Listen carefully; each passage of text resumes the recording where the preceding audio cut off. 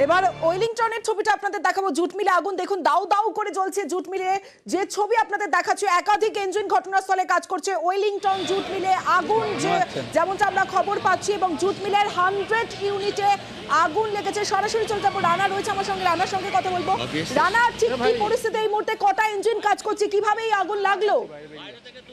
হ্যাঁ তমস্বী, দেখো আজ বিকেলে যখন তোমার বি শিফটের যখন কর্মীরা যখন এই ওয়েলিংটন জুট মিলে কাজ করছিল, তখন 100 ইউনিট, অর্থাৎ যেখানে জুটে মানে জুট থেকে যে সুতো তৈরি হয় সেই তোমার ইউনিটে একটি তোমার মেশিনে আগুন লাগে।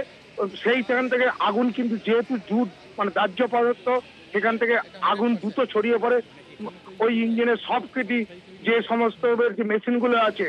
কিন্তু এখনো পর্যন্ত প্রাণহানি কোনো খবর না থাকলেও আগুন লাগার সঙ্গে সঙ্গে কিন্তু ঘটনাস্থলে প্রথমে দুটো ইঞ্জিন আসে, তারপর এখন এই মুহূর্তে 6টা ইঞ্জিন কিন্তু ভেতরে জল দিয়ে নেভানোর চেষ্টা করেছে।